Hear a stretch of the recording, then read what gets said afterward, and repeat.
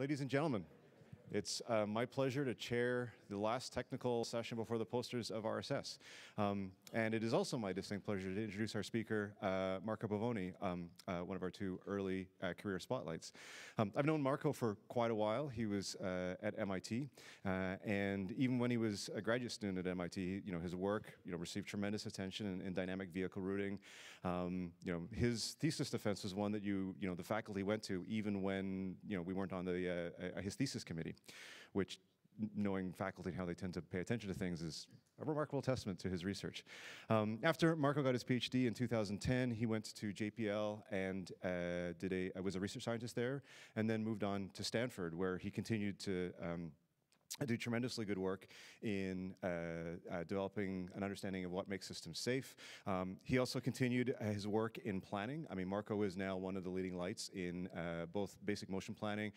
His FMT algorithm is one that I think most of us, that paper by him and his students is one I think most of us have read, and has also continued to do branch out and explore new areas, which I think is also, that ability to branch out and move into very different areas is obviously the hallmark of a curious mind and a tremendous scholar.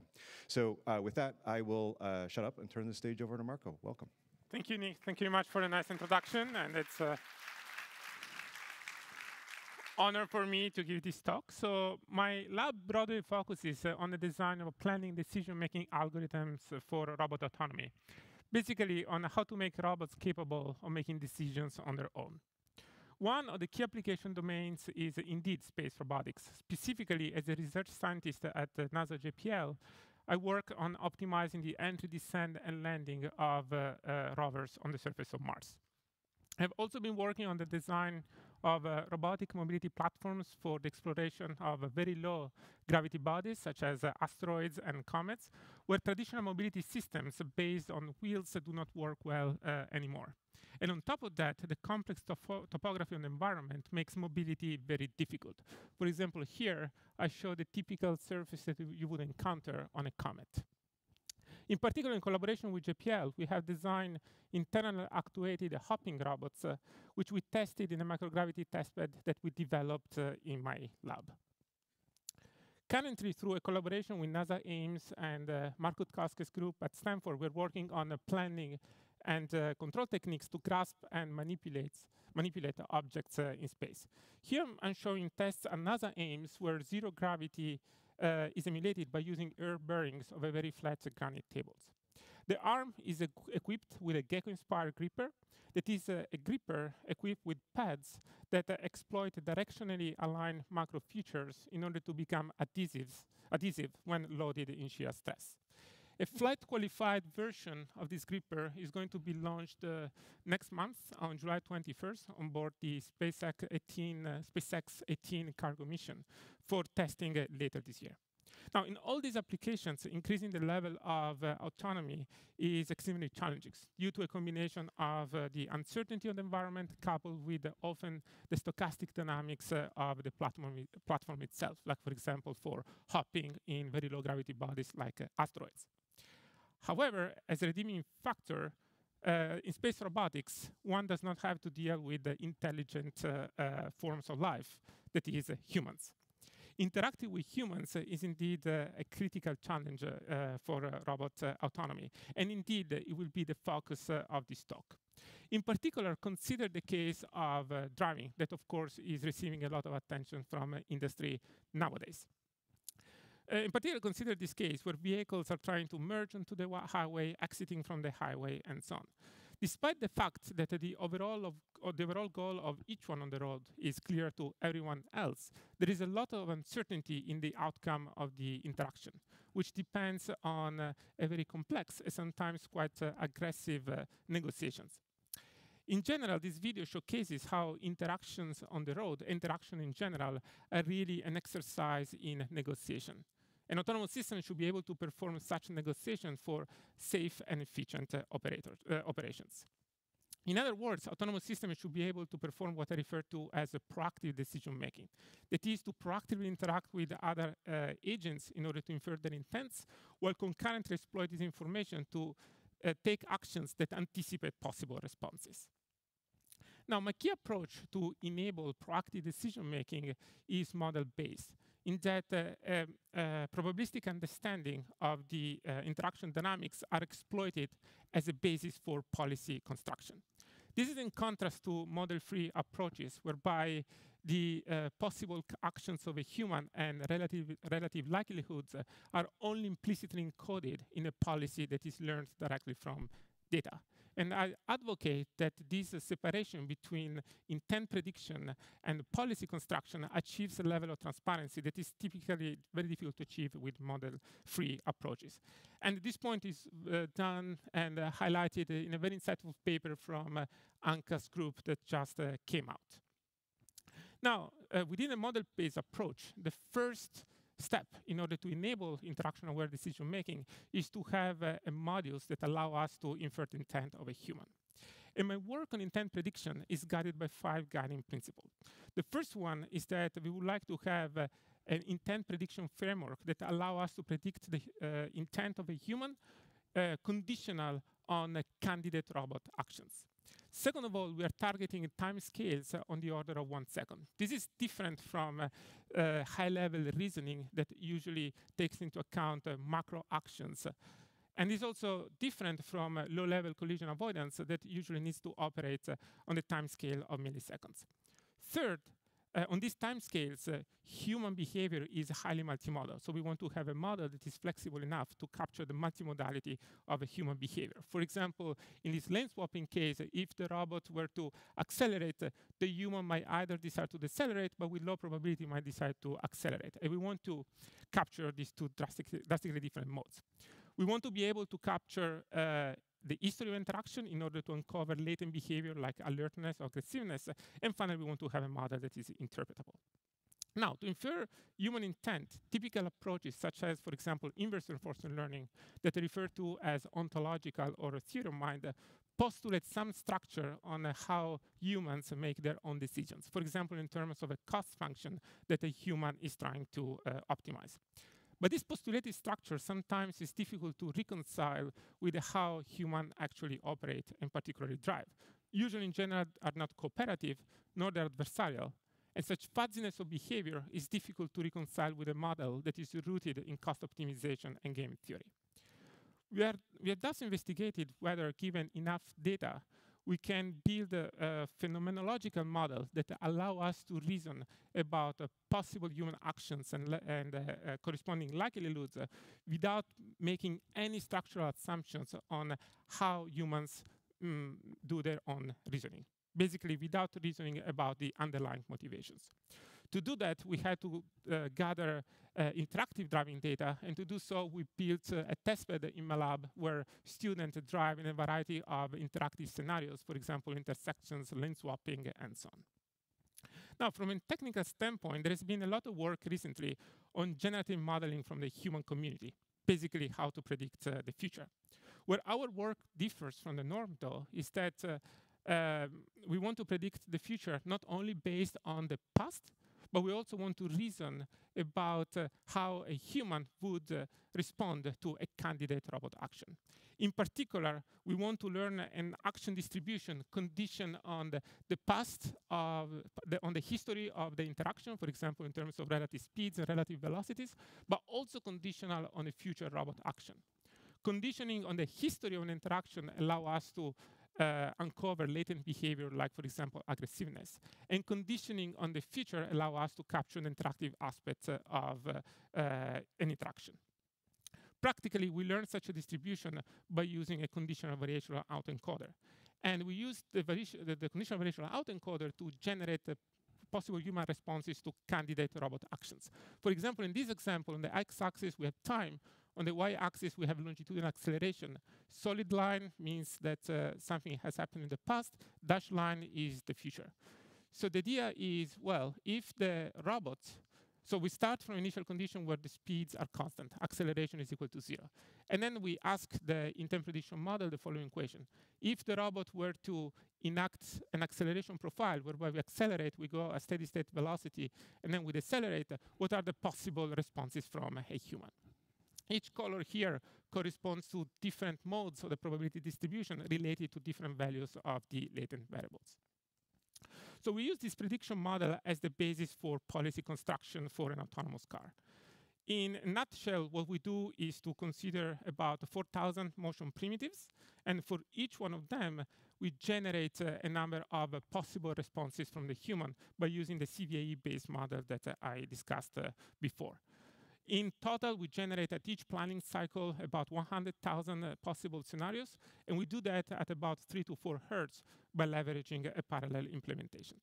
We score the best action sequence by considering an aggregate cost function that accounts for collision avoidance penalties, task fulfillment, and control effort, and so on. And we average the scenarios, and we take the motion primitives that achieve best performance. Now, a natural question is that in scoring the motion primitives, we look at average performance. One might be interested in infusing notion of risk sensitivity, since we are dealing with a safety critical system. Now, infusing risk sensitivity in a probabilistic decision-making framework is actually a quite tricky topic that I won't go into for the purposes of this talk. But I actually have a position paper that appeared about a couple of years ago that illustrated the challenges of risk-sensitive decision-making from modeling standpoint, from a computational standpoint, and for an interpretability standpoint. And I'll be happy to talk to you later if you're interested. Going back to our probabilistic decision-making stack, we tested the algorithms by considering human-in-the-loop testing, whereby a human drives in a simulator. The car driven by the human is depicted in blue, and the car driven by our algorithms is in white. On the left-hand side, so we consider the task of swapping a lane, and on the left-hand side, you can see predicting human responses to candidate robot actions.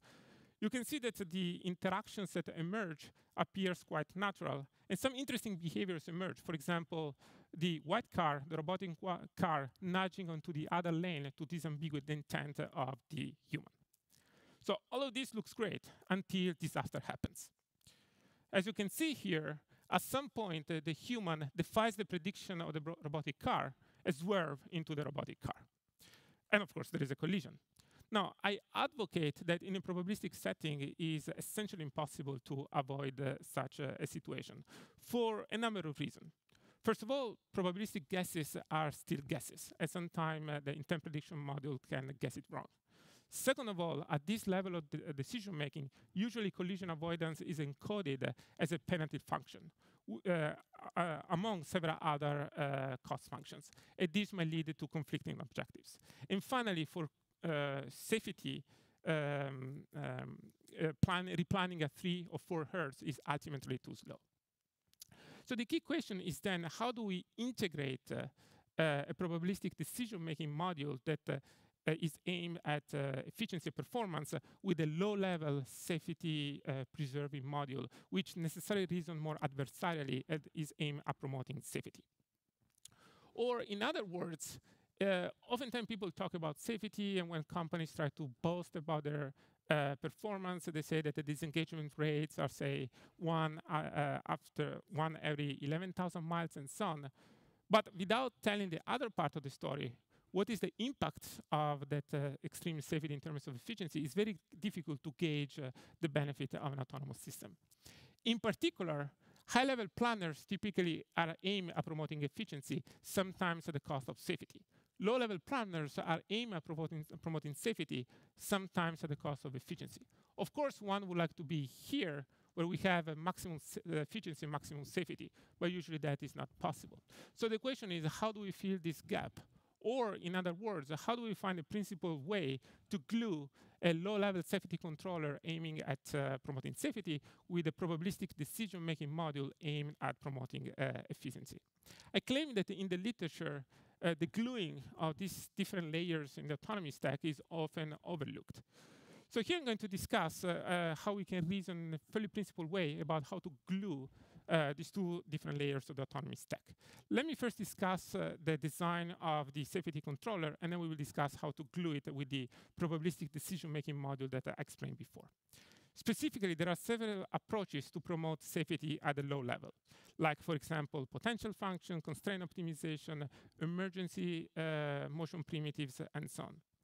But all these techniques do not account for interactions with a sentient agent.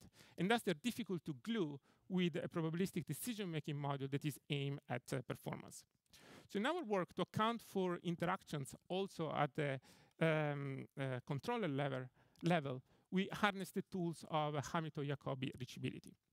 Now, typically Hamilton-Jacobi reachability is interpreted in the forward sense, meaning that the dynamics of the other agent on the road, in this case the human, are forward propagated in time, and the resulting set is considered as an obstacle, that's a static obstacle that you don't want to enter into.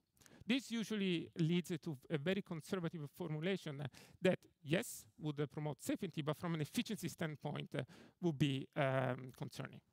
What instead we harness is the notion of backward reachability, whereby the joint dynamics are propagated backward in time, accounting for the closed loop interactions between the two vehicles. In particular, the resulting set that one obtains encodes the notion that you don't want to put yourself in a situation you cannot recover from despite your best effort. And I like to use the analogy of how differently I drive my motorbike with respect to how I drive my car. When I drive my motorbike, I'm very careful not to put myself in a situation whereby I might be boxed in. And if someone is distracted and is swerving to me, I don't have an opportunity to stop in a safe position or actually have some collision avoidance maneuver. So that's really the reason, the interpretation of backward reachable set. Specifically, a backward reachable set is defined as a set of avoid states for which there exist strategies for the human that for all inputs of the robot will lead to a collision. Practically, this set can be computed by solving the Hamilton-Jacobi-Isaacs partial differential equations, whose solution, denoted here with V, referred to as the value function, gives the backward reachable set as its sub-zero level set. PDE, horrible, because of course is computationally intense, but all of this actually can be computed offline. Now, the optimal avoidance controller then is to compute the control for the robot, U star of R, that offers the maximum increase in the value function subject to worst case responses from the human. And the previous application of Hamilton-Jacobi in the context of collision avoidance switches to this controller when the dynamics are near the backward reachable set. Unfortunately, such a switching, hard switching, might give rise to very conservative behavior. In this case, the green was the human car, the red was the robot car. This is a case where operations were safe. The robot car stopped once it detected that the human was swerving into the robot car. But of course, from an efficiency standpoint, this was terrible. Think of cars as mobility machines. You don't want to stop every few meters because there is a slight chance of being in a collision. So the key idea to better glue Hamilton-Jacobi-inspired low-level collision avoidance with the high-level reasoning is to instead reason in terms of safety-preserving controls. Specifically, I define the set of safety-preserving controls as the controls for the robot UR that ensure that the value function is non-decreasing. Now, the ensuing set is unfortunately leads to problems that are highly non-convex and difficult to solve in real time. So what we do is to linearize these sets around the operating conditions. Now, the low-level control then takes the form of an MPC low-level control algorithm whose formulation is quite standard. We want to penalize tracking error with respect to the trajectory computed by the probabilistic decision-making planner, while also accounting for control effort under the constraint of linearized dynamics, control constraints, stable envelope driving constraints, and so on, but with a critical inclusion of an instantaneous interaction safety constraint when near the backward reachable set that ensures safety in terms of, in the sense of Hamilton-Jacobi reachability. So the overall control stack accounts for a probabilistic decision-making planner that predicts the intent of a human by using a conditional variation autoencoder, a reachability cache that encodes the notion of relative states that are unsafe, and a low-level MPC controller that computes actions that are minimally interventional, meaning that minimally deviate from the trajectory that the high-level controller would like to execute in order to promote safety in the Hamilton-Jacobi sense. So we test the full stack on driver-wire self-driving car here. And the role of the human-operated vehicle is taken by an RC car. The must that you see here is to make the RC car visible from the LiDARs that are mounted on the robotic car. The reason why we use an RC car that is teleoperated as opposed to a full-scale human car is that we're trying to perform a test at the abuse of our algorithms in order to see what is the breaking point of our algorithms. So of course, to ensure the safety of the students and also the safety of the car, we prefer to, in case, collide with an RC car. So here you see a typical run. When we do prediction, all of a sudden, the human behaves in erratic behavior, swearing to us, and we fairly smoothly recover by carefully controlling acceleration and steering. This is, let's look a little bit closer at the results in trajectories. The green car is the RC car, human operated. The red car is the robotic car. The blue trajectory is the trajectory corresponding to the controller that I'm proposing. The red one is the path that the car would execute if there is no low-level collision avoidance controller. And the yellow one is the path that the car would enact if it were to switch to the optimal Hamilton-Jacobi controller. As you can see, the notion of safety-preserving controls achieves is basically middle ground between not consider low-level control and being extremely conservative. Here I'm plotting the value function that basically encodes the notion of safety. On the x-time, we have time. On the y-axis, on the x-axis, we have time. On the vertical axis, we have the value function. Negative means that we are in an unsafe situation. Positive means that we're safe. If you look closely, actually, even with our controller, which corresponds to the blue curve, we dip slightly below 0, which you might say is a bit concerned. I was a little bit concerned when I saw that. The reason why we dipped a little bit below 0 is that in our models, we did not account for the slew rate of the front tires. The reason why we didn't do that is that that would add an additional state to our model. And since Hamilton-Jacobi computation that do not scale well with dimensions, we said, OK, maybe we can just get rid of that state. Actually, that was not the case. So since then, we have accounted for the test. We've been a little bit more patient in computing these sets. And this pathological behavior are no longer there. But this is an example where actually doing a real-world experiments really help in refining models and in verifying assumptions. So let's get back to what I've shown before, basically the trade-off between safety and efficiency, by looking at experimental data. So here, the blue dots correspond to the implementation of a controller where we only use the probabilistic decision-making module, but no low-level safety controller. Here you can see that the performance is, in general, efficiency measured in terms of G-forces is high, but sometimes we get into unsafe situations. If instead we consider hard switches to the optimal Hamilton-Jacobi controller, in general, we are safe, but this is at the cost of efficiency.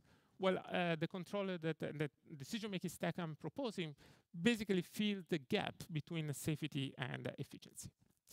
Now, we're working on a number of extensions to make this model extremely general. For example, so far I've been considering a pairwise interactions. We're scaling this model to intent predictions in the presence of multiple agents by essentially merging conditional variation autoencoder with techniques from spatiotemporal graphs modeling. At the control level, we're also working on extending Hamilton-Jacobi reachability to multiple vehicle setting, where now you have to be very strategic in not putting yourself in a situation where you are boxed in by several cars and maybe a wall. But even more interestingly, we're working on finding ways to increase the amount of conditioning variables that we consider for intent prediction. In particular, one of the advantages of a deep learning model is the ability to work with multiple forms of data, for example, visual data. In particular, currently we're working on incorporating road information and map information into the conditional model. Basically, the idea is to take a map and then encoding in order to get a representation of that map, and then feed this representation into the prediction network at the same point where we feed the other conditioning variables. And finally, we're also considering studying ways of including techniques from symbolic reasoning at a lower level of control in order to reason in terms of rules of the road and other type of constraints. Now, as a final point of discussion, I would like to say that the intent prediction model that I've just discussed is an example of a data-driven model that is designed specifically for the purposes of control. And more broadly, in my lab, we are interested in understanding the theoretical foundations for learning models that are cognizant of the downstream applications. To be concrete, let's consider a relatively simple task, meaning the task of trajectory stabilization, whereby we assume that we do not know the dynamics of the robotic vehicle. So typical model-based reinforcement learning algorithm takes the following approach. We observe trajectories, we record triples in terms of states, controls, and next states, or state derivatives, and then through regression, we estimate the model for the dynamics, and then we use that model in order to generate trajectories that then the robot can follow. But in this procedure, there is nothing that guarantees properties such as controllability or even stabilizability of the model. What guarantee do we have that the model that we learn is a model that generates trajectories that can be tracked? So, in our work, we revise the traditional notion of a model learning, which seeks to minimize regression loss by introducing a constraint. The constraints enforces that the trajectories that are generated by the model are trackable through a feedback tracking controller. Basically, enforcing such a constraint drastically prunes the hypothesis space and plays the role of a control theoretical regularizer that is more pertinent to the downstream application of control of trajectories. In particular, in this example, we leverage techniques from contraction theory that allow you to turn stabilizability constraints into a set of LMIs. So in this talk, I presented a phenomenological approach for intent prediction, and I discussed how the notion of safety-preserving controls allow us to infuse safety as a hard constraint while minimally impacting the performance of a higher level, smarter planner that is aimed at efficiency.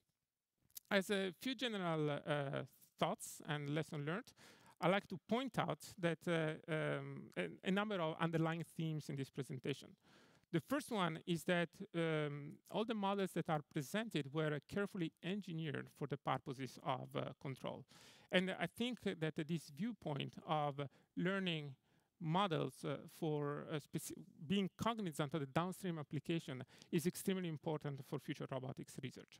Second of all, and this is a point that was made also very well by Angela, I think there are a lot of opportunities in trying to infuse data-driven models in control theoretical formulations in order to harness the rigorous way of thinking stemming from control formulations and also the safety assurances with efficiency that is typical of learning-based approach.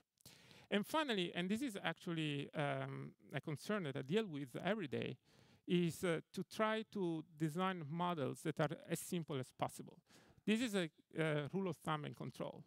In order to have robust performance, one should always use the model that is the simplest to do the job. Oftentimes, people use as an aphorism the fact that all models are useful and some of them are wrong. But they forget the second part of the aphorism by George Box, that is, and there is an and that people forget. Over-parameterization is often a mark of mediocrity. So I think that an important direction for future research is try to understand how to judge in a principled way if the model is the simplest possible one that does the job for the task at hand. So with that, I would like to thank my collaborators, former PhD student Taj Merlin, Karen, Boris, former postdoc Mo, that is currently in Canada, collaborators from the Dynamic Design Lab, John Talbot and Chris Gerdes, and master students that have done the thesis in my lab, and of course my sponsors. With that, I'll conclude my presentation, and I'll be happy to answer any questions you might have.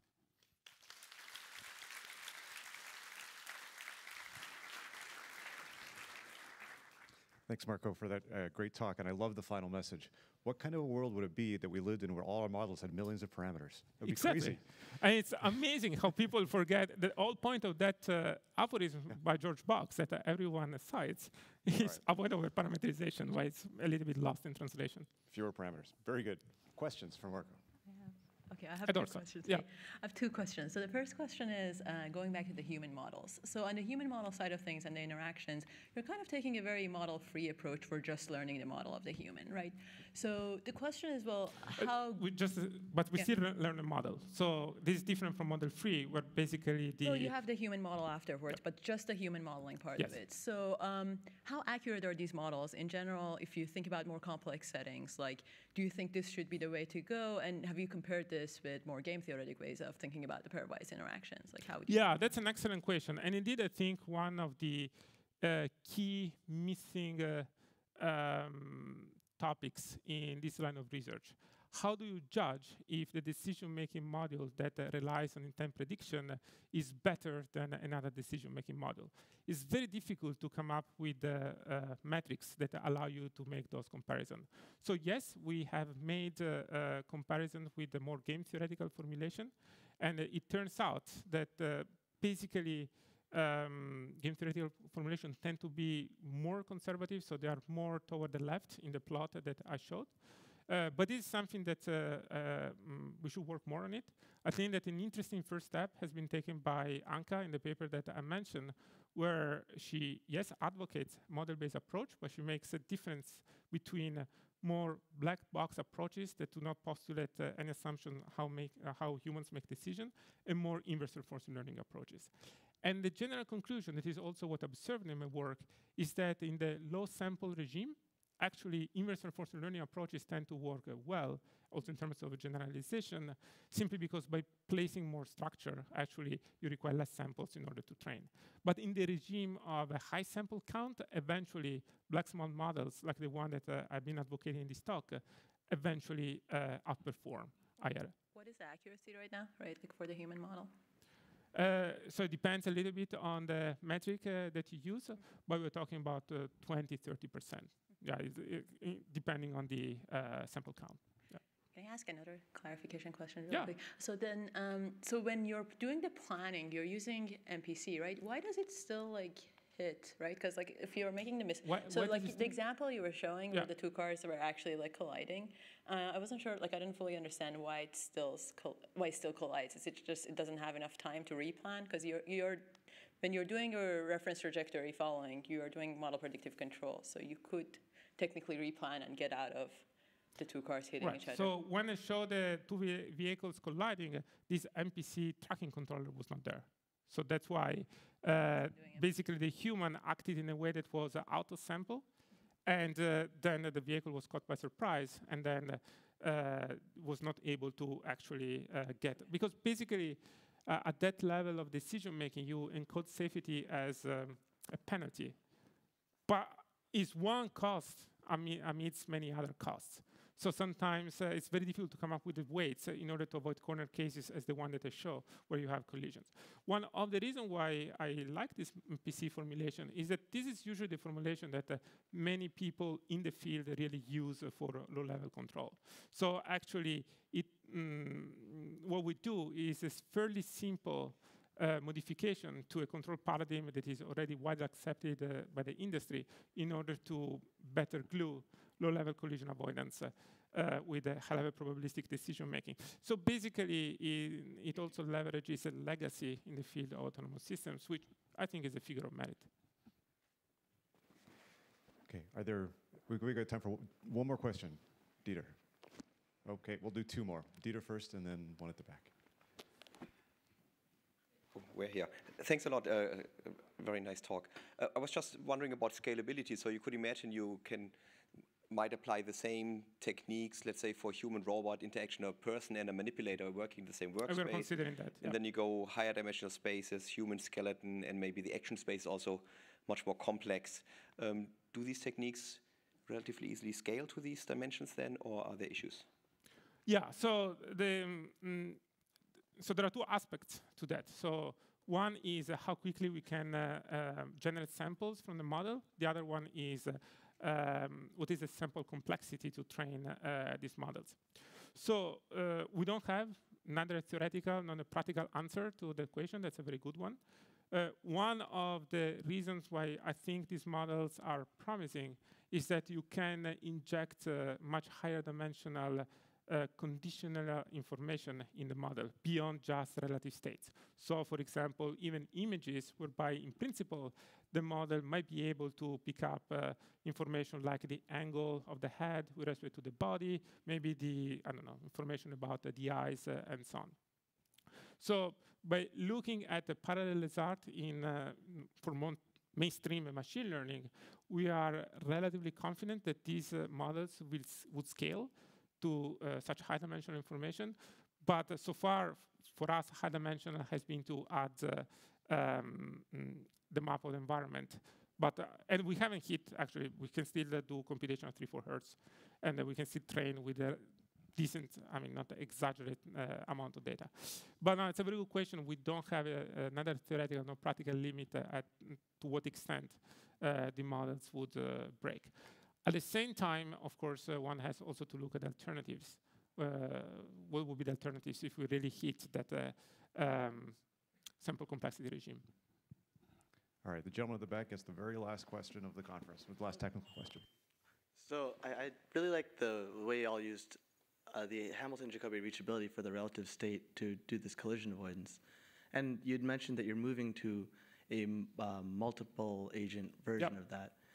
Since the state is written as relative and you have to consider it for those two vehicles, could you give us some insights into how you start to extend that to other or to more vehicles without blowing up the number of states? Right, very good question. So currently, we use a 6-state single-track model for the car and a dynamically extended Dubin's vehicle for the human.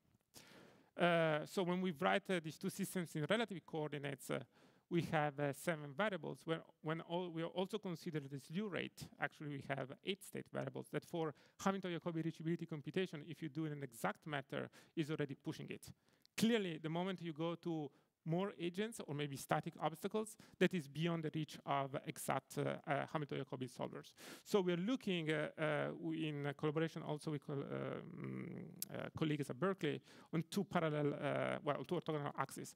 One to consider more approximate algorithms for reachability computation, more like sampling based. And the other one to look at ways to carefully decompose the problem without excessively lose the coupling between the subproblems. And this is very much something that we're working on right now. So, and if you're interested, I'll be happy to discuss more, this aspect in more detail later on. But it's great, great point.